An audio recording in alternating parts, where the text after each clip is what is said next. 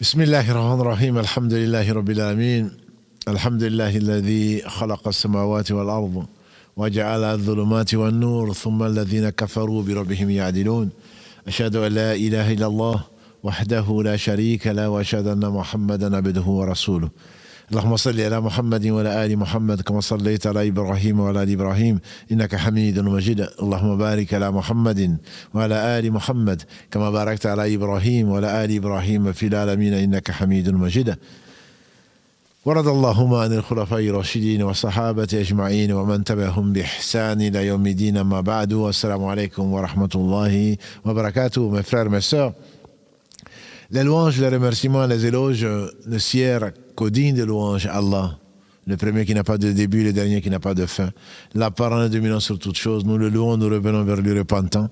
J'atteste qu'il est le seul digne d'adoration, j'atteste la véracité, l'exemplarité de la prophétie de Mohammed ibn Abdillah. Qu'Allah bénisse ce prophète, sa famille, ses compagnons et tous ceux qui les ont suivis dans le droit chemin, nous fassent l'honneur d'en faire partie. Ensuite donc, Allah est miséricordieux. Que dis-je? C'est le miséricordieux par essence et par excellence.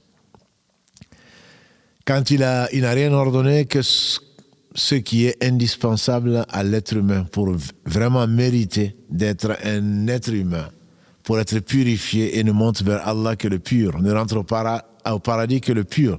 C'est pour cela qu'Allah fait passer des injustes qui l'ont mérité par l'enfer pour les purifier. L'homme est faible. Comme Allah dit dans la sourate An-Nisa, verset 28. L'homme a été créé vraiment faible. En effet, quand Allah dit, a encouragé, a promis, celui qui jeûne un jour, celui qui jeûne plutôt, le mois de Ramadan, avec foi et espoir de la récompense, Allah lui pardonne tous les péchés. Au début, on devait jeûner la durée. On a vu, le jeûne, c'est l'abstinence. C'est l'intention. L'abstinence, c'est la durée. La durée allait donc du lever de l'aube jusqu'à la nuit. Celui qui dort ne devait plus ni manger, ni boire, ni avoir de relation conjugale. Un jour, un homme, qu'Allah le bénisse, un homme a beaucoup travaillé. Il est rentré. Et il a demandé à sa femme, à son épouse, de quoi manger. Elle dit, je n'ai rien. Attends-moi, je vais aller en chercher. Quand elle est partie, elle est revenue. Elle a trouvé que cet homme dormait. Elle a dit, le pauvre. Le pauvre, qui dort, dîne, comme dit le proverbe français. Qui dort, dîne, il ne pourra plus manger. En effet, le lendemain, il était faible. Faible, on dit même qu'il a perdu connaissance.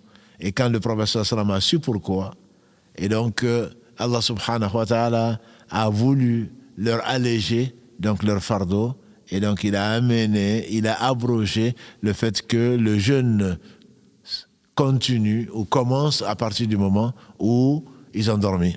Ils faisaient l'Isha, ils dormaient et ils ne pouvaient plus ni manger, ni boire, ni avoir de relations conjugales. Certains compagnons du prophète sallam, le sachant, ont quand même triché, entre guillemets, attirés par leur épouse, et donc ils ont eu des relations conjugales. Allah sait, il sait bien. Et quand il dit subhanahu wa ta'ala, uhilla lakum laylat as-siyam ar-rafath ila nisa'ikum. Pendant les nuits de Ramadan, il vous est permis d'avoir des relations avec vos femmes. Parce qu'elles sont pour vous un libas, un vêtement, et vous êtes pour elles un vêtement. Allah sait que certains d'entre vous se lésaient, et même en désobéissant à Allah. Allah accepte votre repentir, Allah vous pardonne. En effet, il est le pardonneur.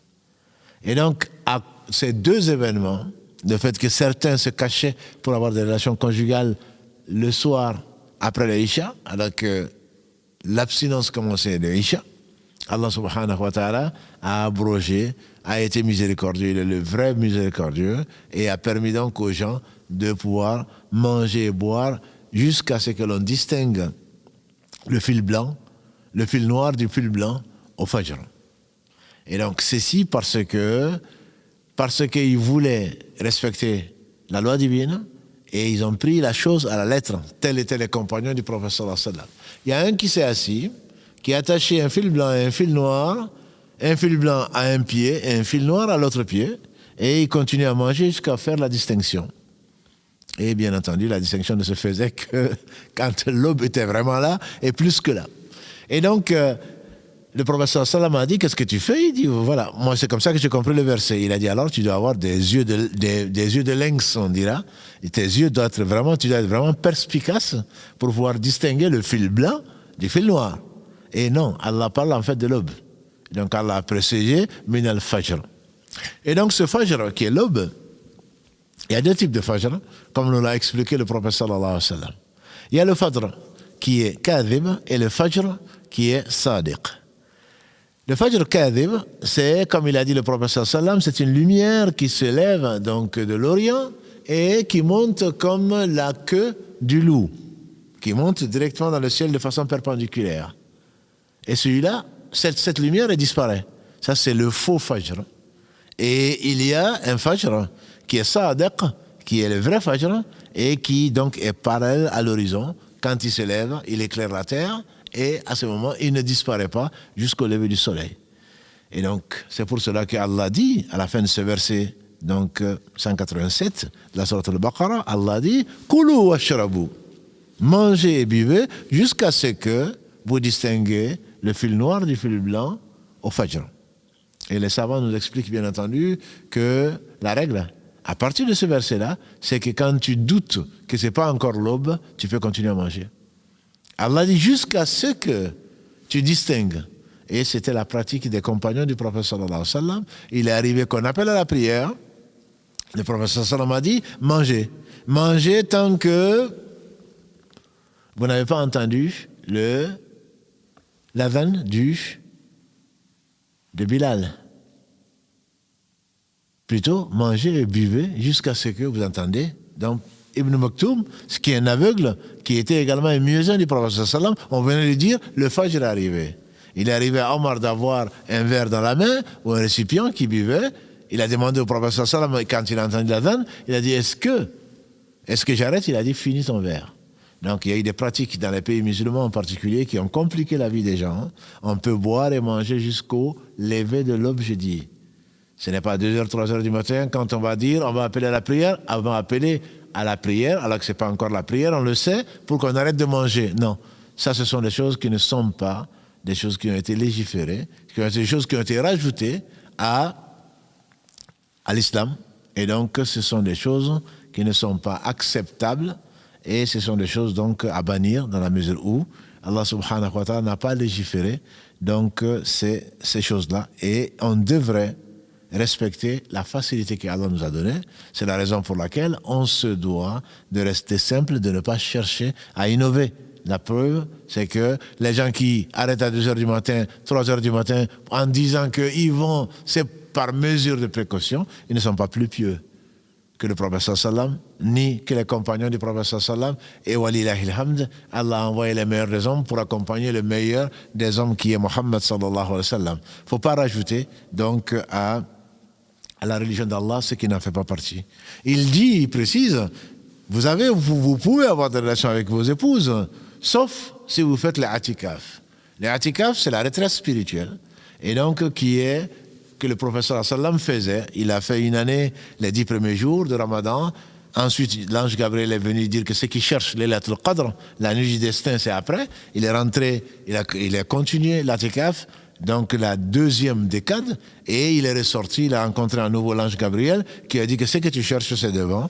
Et donc, il a fait l'atikaf cette année-là, les 30 jours, la retraite spirituelle qui est très récompensée dans la mesure où on abandonne tout. On quitte chez soi, on se consacre au souvenir d'Allah, au dhikr d'Allah, et c'est très fortement recommandé. Et des gens continuent encore, alhamdulillah, à faire vivre cette adoration, cette forme d'adoration d'Allah subhanahu wa ta'ala qui est aimée de lui et qui a été faite donc par le prophète sallallahu alayhi wa sallam. Et simplement un hadith précise, même si la plupart des savants disent que وَأَنْتُمْ آكِفُونَ فِي الْمَسَاجِدِ, alors que vous faites l'i'tikaf dans les mosquées, qu'il s'agit des 3 mosquées. En tout cas, c'est un hadith que l'imam Albani a authentifié. Et qu'Allah subhanahu wa ta'ala nous facilite son adoration.